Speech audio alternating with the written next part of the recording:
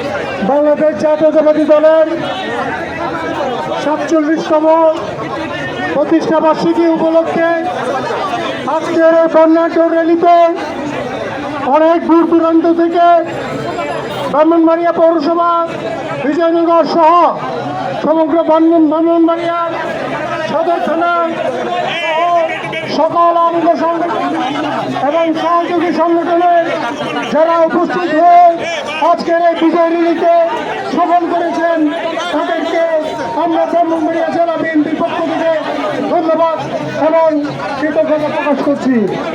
প্রিয় ভাইয়েরা, আপনারা জানেন ১৯৭১ সালের ২৫শে মার্চ শহীদ প্রেসিডেন্ট জিয়াউর রহমানের স্বাধীনতার ঘোষণার মাধ্যমে এই দেশের মানুষ যুদ্ধে ঝাঁপিয়ে পড়েছিল। পরবর্তীতে এই দেশের মানুষ, সাধারণ মানুষ শহীদ প্রেসিডেন্ট জিয়াউর রহমানের নেতৃত্বে এই পাক হানাদার বাহিনীকে পরাজিত করে একটি স্বাধীন সার্বভৌমত্ব বাংলাদেশ করে দিল। প্রিয় ভাইয়েরা, ৭১-এর পরে এই দেশে যে মানুষ আপনারা দেখেছেন তৎকালীন সরকার এই দেশকে একটা লুটেরার দেশে পরিণত করেছিল। তারা এই দেশের অর্থনীতি স্বাধীনতা থেকে শুরু করে মানুষের বাক স্বাধীনতা থেকে শুরু করে গণতন্ত্রের সকল অঙ্গতন শিক্ষণ তারা বন্ধ করে দিয়েছিল। এই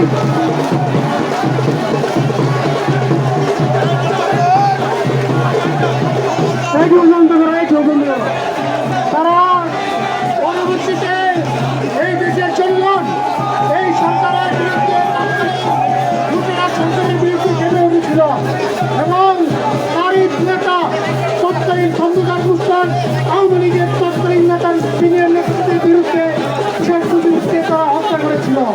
পরবর্তীতে যখন একটা দেশে বিশৃঙ্খল অবস্থা হয় তখন এই দেশের সিভিল জনতা ১৯৭৫ সালে ৭ই নভেম্বর শহীদ প্রেসিডেন্টকে আবার ক্ষমতায় আর দায়িত্ব দিয়েছিলেন। সে দায়িত্ব আপনারা জানেন এই দেশের তৎকালীন সরকার এই দেশের গণতন্ত্র বা স্বাধীনতা অর্থনীতি সব কিছু ধ্বংস করেছিল, কিন্তু শহীদ প্রেসিডেন্ট জিয়াউর রহমান বহুদলীয় গণতন্ত্র কায়েম করেছিল এবং বিভিন্ন যেমন রেমিটেন্স থেকে শুরু করে কৃষি বিপ্লব থেকে শুরু করে আজকে গার্মেন্টস শিল্প থেকে শুরু করে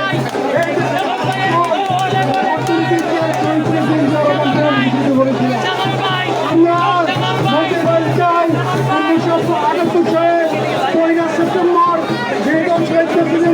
সৃষ্টি করেছে তারই ধারাবাহিকতায় দেশে বেগম খালেদা জিয়া ১৯৯০ সালে ওই সরকারি একটা সরকারকে পতন ঘটিয়েছিল। পরবর্তীতে আমাদের জনাব তারেক রহমানের নেতৃত্বে এই দেশের এই শেখ হাসিনা ব্রিটিশ সরকারকে পতন ঘটিয়েছে। আমরা বলতে চাই এই বিএনপি একটি জনগণের দল, এই দলকে কেউ সহজে পারবে না। আমি সবাইকে ধন্যবাদ জানিয়ে আমার বক্তব্য শেষ করছি।